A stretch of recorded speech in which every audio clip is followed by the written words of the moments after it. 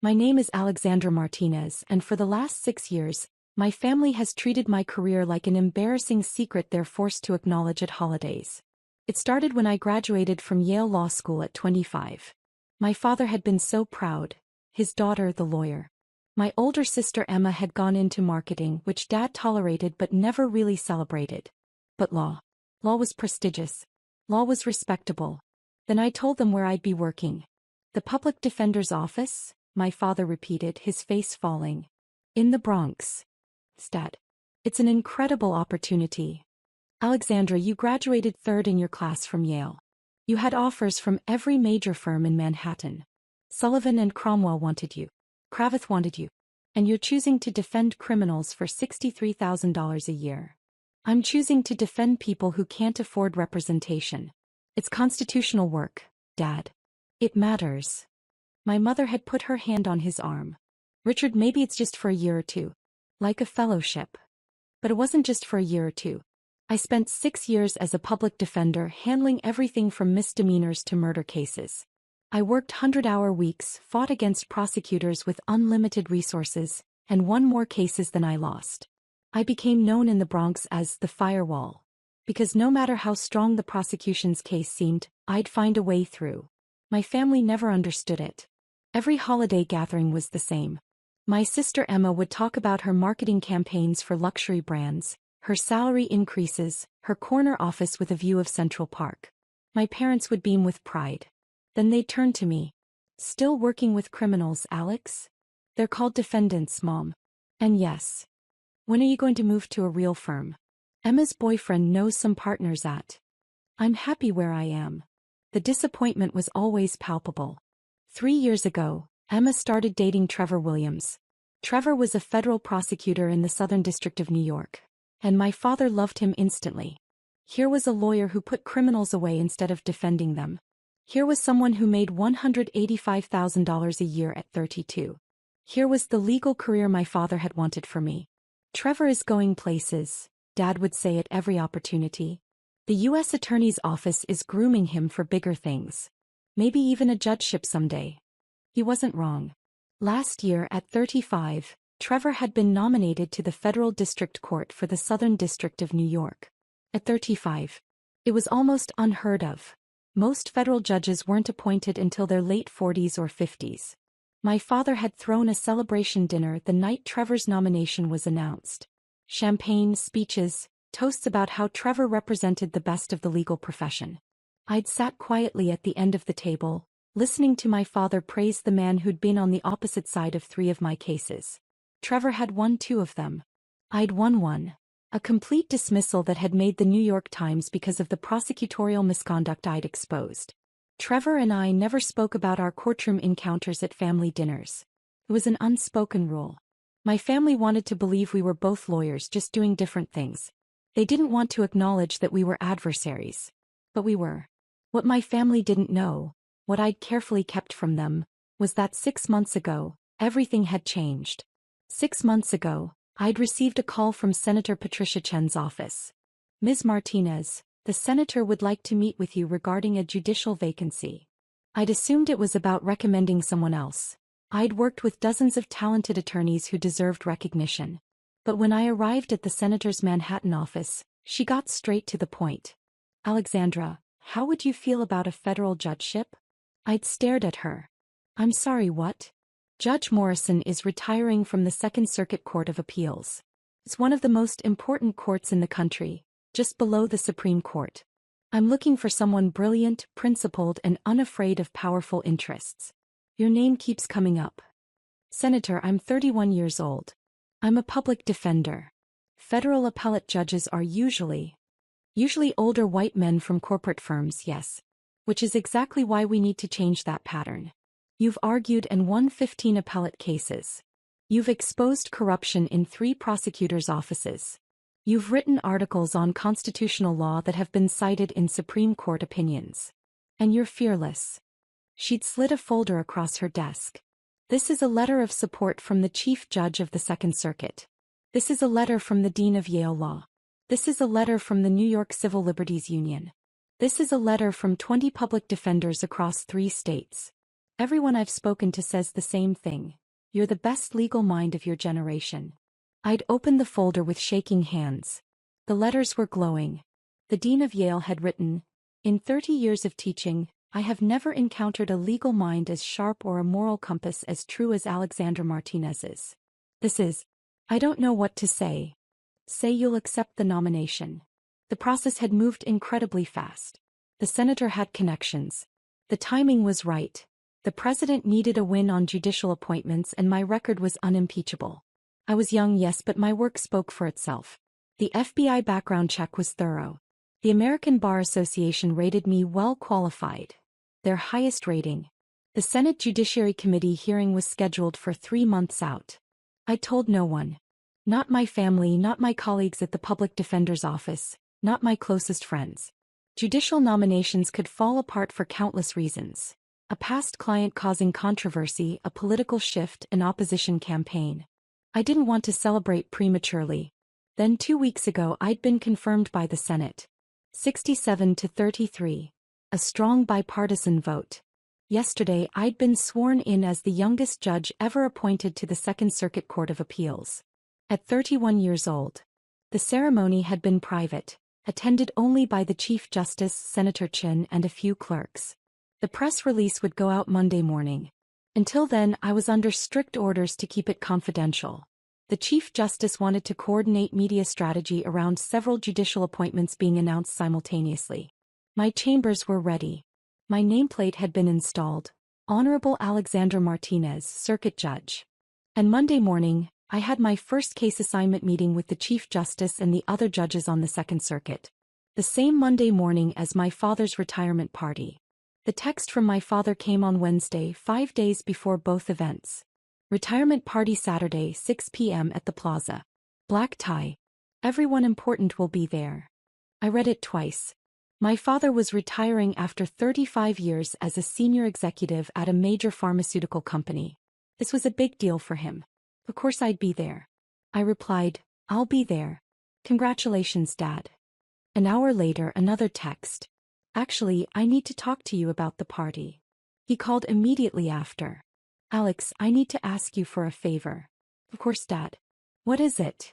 "The party is going to be high profile. Board members, executives, investors. Trevor's parents are coming, his father is on the board, you know. And Trevor just got his official commission as a federal judge last week. He'll be sworn in Monday morning." "That's great," I said, meaning it. Whatever our professional relationship, Trevor had worked hard for the appointment. "Yes, well, the thing is, Emma is going to be there with Trevor and she's going to announce their engagement. We're planning this whole moment. Trevor's judicial appointment, their engagement, my retirement. It's a celebration of success." I waited, sensing something coming. "Alex, I think it might be better if you don't come." The words hung in the air. "You're uninviting me from your retirement party?" "Not uninviting. Just suggesting it might be more comfortable for everyone if you sat this one out. Trevor's going to be surrounded by legal professionals, judges, senior prosecutors. And you're still with the public defender's office. It creates an awkward contrast." "An awkward contrast," I repeated slowly. "You defend the people Trevor prosecuted, Alex. You've been on opposite sides in court. It's going to raise questions, create uncomfortable conversations. Emma specifically asked me to make sure the focus stays on her and Trevor." "Emma asked you to uninvite me?" "She said having you there would complicate her night. People know you two are sisters. They'll ask about you." "And what's she supposed to say?" "My sister defends criminals for poverty wages while my fiancé puts them away and just became a federal judge. It's not a good look for her." I took a breath, forcing myself to stay calm. "Dad, I've never missed a major family event. This is your retirement after 35 years. I know and I appreciate that. But Alex, you have to understand, this is Emma's night too. She's 33, she's finally settling down with an accomplished man, and she deserves to shine. You can come to something smaller. We'll do a family dinner next month, just us." "A family dinner," I said quietly. "Yes. Look, I know this sounds harsh, but you made your choices. You chose a career that doesn't reflect well on the family. Trevor is a federal judge. You defend people who belong in prison. Can you see how that creates problems?" I almost laughed. Almost told him everything right then. But something stopped me. Maybe it was pride. Maybe it was pettiness. Maybe it was the desire to see his face when he realized what he'd done. "Okay, Dad," I said quietly. "I won't come to the party. Thank you for understanding. This is for the best." "And Dad? Trevor's swearing-in ceremony is Monday morning, right?" "Yes, 9 a.m. at the Daniel Patrick Moynihan Courthouse. Emma and I are going. It's going to be a proud day." "I'm sure it will be," I said. After we hung up, I sat in my small apartment in Brooklyn, looking at the framed photo of me at my law school graduation. My father had his arm around me in that photo, beaming with pride. That was 6 years ago. Before I'd disappointed him. I called my best friend from law school, Marcus, who was now a professor at Columbia. "They uninvited you from your own father's retirement party?" he said, incredulous. "Emma's engagement announcement takes priority, apparently. Alex, you need to tell them. You need to tell them you're a circuit court judge. The press release doesn't go out until Monday morning. I'm under orders to keep it quiet until then. So tell them Sunday. After the party." "No," I said slowly, an idea forming. "I have a better plan." Thursday morning, I received my case assignments from the Chief Justice's office. My first oral argument session would be Tuesday. 3 cases, all civil rights issues I'd be hearing with 2 senior judges. Friday, I met with my 3 law clerks, brilliant recent law school graduates who'd be helping me research and write opinions. We spent the day going through my chambers, organizing case files, discussing judicial philosophy. "Judge Martinez," one of them said, I still wasn't used to the title. "Do you mind if I ask a question?" "Of course." "How does it feel? Being the youngest appellate judge in the country? And coming from a public defender background?" I smiled. "It feels like I have a lot to prove. And like I finally have the power to fix some of the systemic problems I've been fighting against for 6 years." Saturday morning, the morning of my father's retirement party, I went for a long run in Prospect Park. I thought about my dad, about Emma, about Trevor, about the last 6 years of being treated like a disappointment. I thought about showing up to the party anyway, making a scene, announcing my appointment in front of everyone. But that wasn't who I was. I didn't need their validation. I didn't need their party. I spent the afternoon reading case files for Tuesday's oral arguments. At 6 p.m. when the party was starting, I ordered Thai food and continued working. My phone buzzed. A text from Emma. "Dad said you're not coming. Probably for the best. Trevor's parents keep asking about you and it's awkward explaining what you do. Enjoy your evening." I didn't respond. At 8 p.m. my phone buzzed again. A photo in the family group chat. Emma and Trevor, her showing off a massive engagement ring, my father beaming beside them. The caption, "So much to celebrate. Trevor's federal judgeship and our engagement. Best night ever." Dozens of comments flooded in from relatives. "Congratulations. What an accomplished couple. A federal judge in the family. How wonderful." My Aunt Nancy commented, "Too bad Alex couldn't be here, but I understand she's busy with her work." I turned off my phone and went to bed early. I had a big day Monday. Monday morning I woke at 5 a.m. I put on my most expensive suit. A black Armani I'd bought specifically for the swearing-in ceremony that my family didn't know about. I had my hair done professionally. I looked like exactly what I was, a federal appellate judge. At 8 a.m., I arrived at the Thurgood Marshall United States Courthouse at 40 Foley Square. Not the Daniel Patrick Moynihan Courthouse where Trevor would be sworn in. That was for district court judges. The Thurgood Marshall Courthouse housed the Second Circuit Court of Appeals, one level up in prestige and power. My chambers were on the 15th floor with views of downtown Manhattan. My nameplate gleamed on the door. Honorable Alexander Martinez, United States Circuit Judge. At 8:30, I met with the Chief Justice and the other Second Circuit judges for our case assignment meeting. We discussed the week's oral arguments, debated some procedural issues and reviewed pending motions. At 9:15 my assistant knocked on my door. "Judge Martinez, Judge Williams just arrived for his orientation meeting. Chief Justice Roberts is walking him over." "Trevor." "Here. For his orientation on how appellate courts worked, since district court judges needed to understand the appeals process." "Thank you, Jennifer. Please show them to the conference room. I'll be right there." I took a breath, straightened my robes. Yes, I was wearing my judicial robes for the first time, and walked down the hallway. Through the glass walls of the conference room, I could see Trevor in his new suit, looking proud and confident. The Chief Justice was speaking to him, gesturing around the courthouse. I opened the door. "Good morning, Chief Justice." "Good morning, Judge Williams." Trevor turned around. His face went completely white. "Alex," he said, his voice barely a whisper. "Judge Martinez," the Chief Justice corrected gently. "Though I understand you two know each other."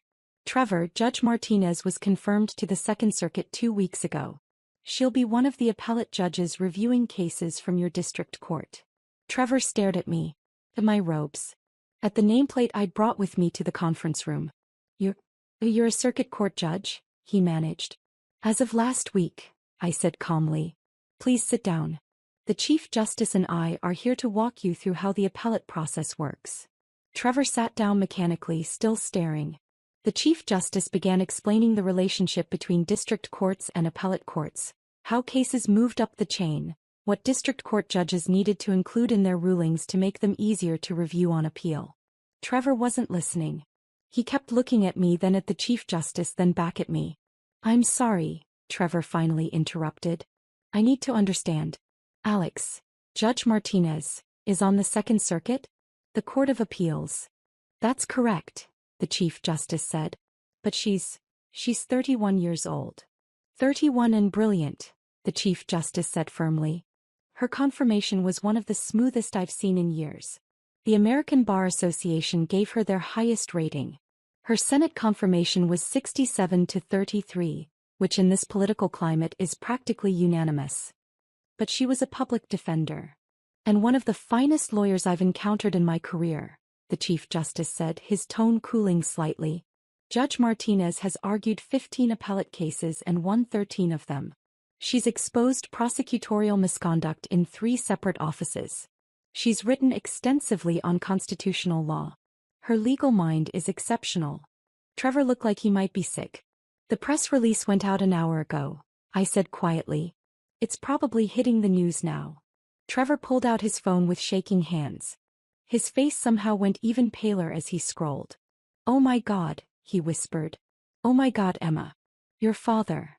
"What about them?" the Chief Justice asked, confused. "They're my fiancé and her father," Trevor said faintly. They don't know." "Don't know what?" "That Alex, that Judge Martinez, is on the Second Circuit." The Chief Justice looked at me, then at Trevor, understanding dawning. "I see," he said carefully. "Well, they'll know now. It's front page of the New York Times legal section. At 31, Alexandra Martinez becomes youngest Second Circuit judge in history, breaking barriers as former public defender." Trevor was scrolling frantically through his phone. "My phone is exploding," he said. "Every lawyer I know is texting me. Emma is calling. Your father is calling." He looked at me. "Why didn't you tell them?" "They didn't ask," I said simply. "And I was under orders to keep the appointment confidential until the press release went out. But at the party, Emma announced our engagement. I was celebrating my appointment. If we'd known you were." He stopped, realizing what he was saying. "If you'd known I was a circuit court judge, you wouldn't have excluded me?" I finished for him. "That's interesting, Trevor. Because my career didn't change. My accomplishments didn't change. The only thing that changed was your perception of their value." My phone buzzed on the table. Then again. And again. The Chief Justice glanced at it. "You should probably turn that off. You're going to be receiving a lot of attention today." I silenced my phone, but not before seeing the notifications. Emma, 37 missed calls. Dad, 28 missed calls. Mom, 19 missed calls. The family group chat, 156 unread messages. Trevor stood up abruptly. I need to call Emma." "Excuse me." He practically ran from the conference room. The Chief Justice looked at me with something like sympathy. "Family complications?" he asked. "You could say that.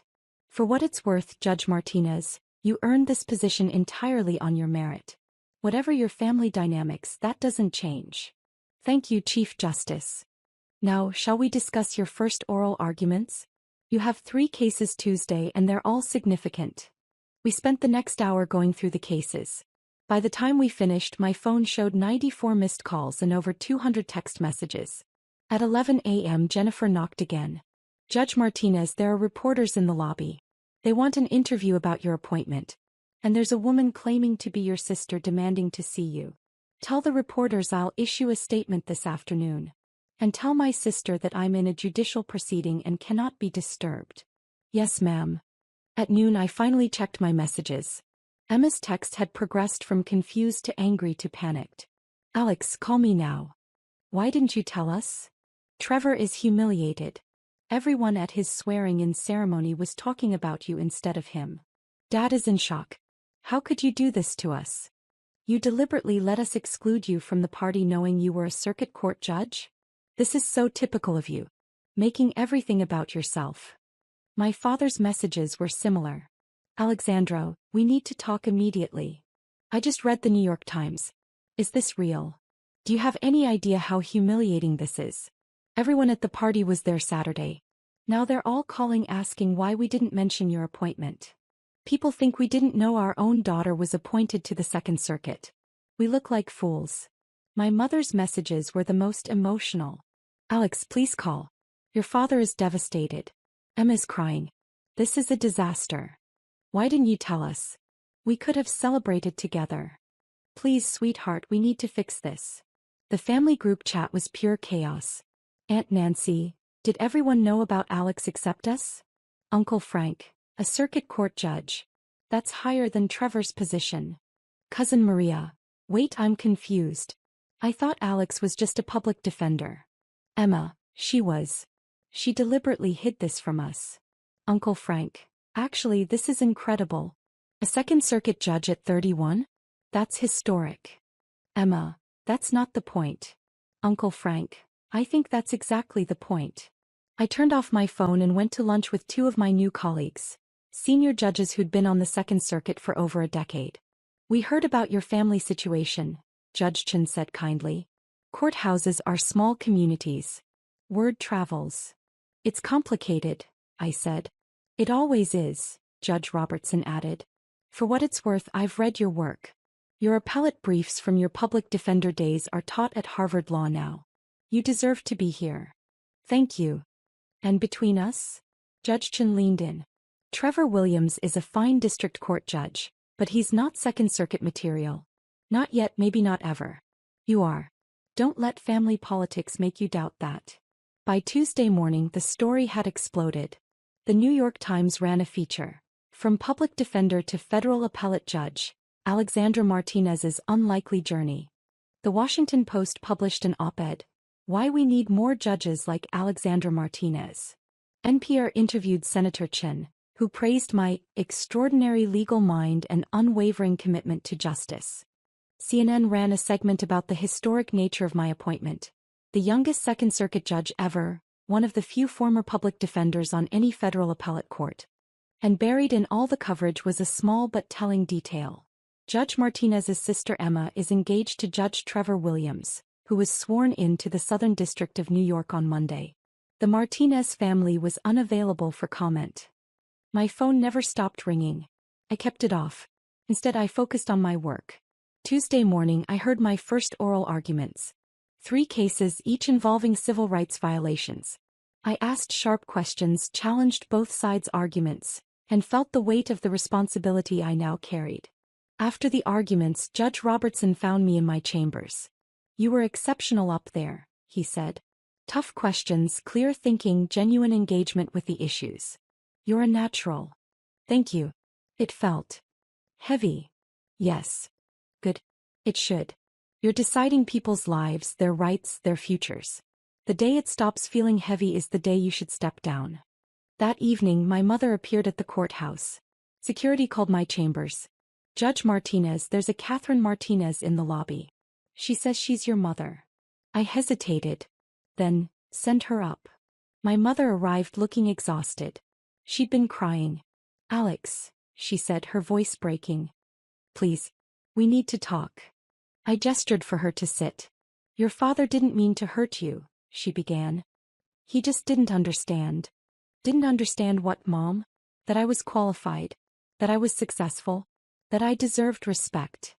We thought you were throwing your career away. Public defenders don't become judges. They just don't. Except I did. You never told us you were even being considered for a judgeship. Because you never asked about my career except to tell me I'd wasted it. You never asked about my cases, my wins, my accomplishments. You compared me to Trevor and found me lacking without ever actually looking at what I'd achieved. My mother was crying now. Your father uninvited you from his party because he was ashamed of you. And now everyone knows he uninvited a Second Circuit judge from his retirement party. He's mortified. He should be. Alex. Mom, I love you. But I'm tired of apologizing for being a disappointment when I've accomplished something extraordinary. I'm one of the most powerful judges in the country. I'm 31 years old. I got here because I was brilliant and principled and worked harder than anyone around me. And you missed it because you were too busy being embarrassed by me. We want to make this right. How? By being proud of me now that other people are impressed? By celebrating me now that it's socially advantageous. She didn't have an answer. I need you to leave, Mom. I have work to do. When can we see you? When can we talk properly? I don't know. I'll call you when I'm ready. After she left, I stood at my window looking out over Manhattan. The city where I'd spent 6 years being treated like a failure by my family while quietly building something remarkable. My phone buzzed. I turned it back on to check messages from my clerks. One text stood out.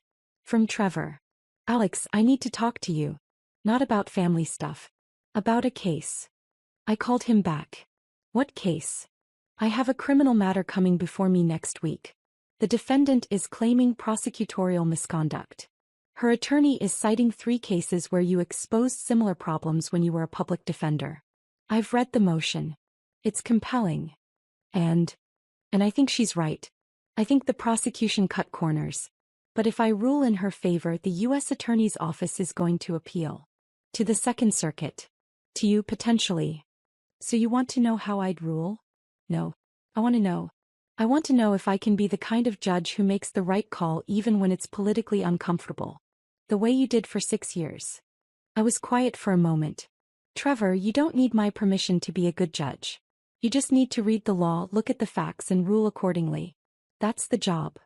Your family is furious with you. I know. Emma says you embarrassed her on purpose. That you could have told us about your appointment but chose not to. Do you think that's true? He paused. I think you made your own path while we were all too busy judging you to notice. And I think I owe you an apology. Trevor. I'm serious. I've been opposing you in court for 3 years. I won some, you won some. But I never respected you the way I should have. I saw public defender and I assumed, I don't know what I assumed, that you were less serious, less talented. It was stupid and wrong. Thank you for saying that. For what it's worth, everyone at the courthouse is talking about you. The clerks are thrilled there's a former public defender on the circuit. The other judges are impressed by your work. You've already changed the culture here and you've been on the bench for less than a week. After we hung up, I felt something shift. Not forgiveness, not yet. But maybe the beginning of understanding. 3 months later, I was in my chambers preparing for oral arguments when Jennifer knocked. Judge Martinez, your father is in the lobby. He doesn't have an appointment, but he says it's important. I thought about turning him away. Then, give me 5 minutes, then send him up. My father appeared looking older than I remembered. He carried a folder. Alexandra. Thank you for seeing me. You have 15 minutes. I have oral arguments at 2. He sat down across from my desk, looking around at my chambers. The law books, the framed opinions I'd already written, the photo of my swearing-in ceremony. I came to apologize, he said quietly. Not a quick apology. A real one. I waited. I spent 35 years in business, he began. I learned to assess value quickly. What mattered, what didn't, who was important, who wasn't. It made me successful. It also made me blind. He opened the folder. I've been reading about you. Everything I could find. Your cases, your appellate briefs, your law review articles. Did you know your work is taught at 5 different law schools? I knew about Harvard and Yale. Columbia, Stanford, and Berkeley too. I called the dean at Yale. She said you were the best student she'd taught in 30 years. She couldn't believe we weren't celebrating you constantly. He pulled out a printed article. This is from the National Law Journal. They ranked you as one of the 40 most influential lawyers under 40 in America. You're number 12. Trevor is number 37. Dad. Let me finish. I was proud of Trevor because he fit my understanding of success. Federal prosecutor, federal judge, impressive salary, powerful position. But I didn't understand that you'd achieved something rarer. You changed the system. You protected people who had no one else. You did it brilliantly enough to be appointed to one of the most important courts in the country at 31 years old. He looked at me directly. I was wrong, Alexandra. Not just about the party. About 6 years of treating you like you'd failed when you were succeeding in ways I was too narrow to recognize. I'm sorry. Thank you, I said quietly. I know I can't fix this with one conversation. I know I hurt you deeply. But I want to try. If you'll let me. I thought about it. About 6 years of disappointment. About the retirement party. About being treated like an embarrassment. But I also thought about my mother's visit, about Trevor's call, about the article my father had brought showing he'd done actual research into my career. I'll think about it, I said. But Dad, I need you to understand something. My career isn't less valuable because it doesn't look like yours. My success isn't less meaningful because it came from helping people instead of from making money. If you can't understand that, we can't move forward. I understand that now, he said. I should have understood it 6 years ago. After he left, I returned to preparing for oral arguments. The case involved qualified immunity. Whether police officers could be sued for constitutional violations. It was exactly the kind of systemic issue I'd fought against as a public defender. Now I had the power to change it. That evening I had dinner with Marcus, my law school friend who'd supported me through everything. How does it feel? He asked. 3 months in. Heavy, I said. Important. Right. Your family. Getting there. Maybe. Slowly. And you? Are you happy? I thought about my chambers, my clerks, my colleagues. About the oral arguments where I pushed lawyers to defend their positions. About the opinions I was writing that would shape constitutional law. About waking up every day knowing I was doing exactly what I was meant to do. Yes, I said. I'm happy. My phone buzzed. A text from Emma. Can we meet for coffee? I owe you an apology. A real one. I stared at the message for a long moment. Then I typed, Saturday at 10? There's a place in Brooklyn I like. Her response was immediate. I'll be there. Thank you, Alex. I set my phone down and looked out at the Manhattan skyline, the same view I'd seen from my chambers every day for 3 months. My family had thought I was an embarrassment. They'd excluded me, dismissed me, treated my career like a failure. But I'd built something extraordinary. I'd changed lives, protected rights, and earned one of the most important positions in the American legal system. I was the Honorable Alexander Martinez, United States Circuit Judge for the Second Circuit Court of Appeals. And I'd done it not despite being a public defender but because of it. I'd proven that success doesn't always look like what your family expects. Sometimes it looks like standing up for people everyone else has given up on. Sometimes it looks like fighting uphill battles in underfunded offices. Sometimes it looks like choosing principle over prestige. And sometimes, if you're brilliant and dedicated and a little bit lucky, that path leads you exactly where you're meant to be. My chambers. My courtroom. My chance to change the system from the inside. They'd uninvited me from the party. I'd built my own.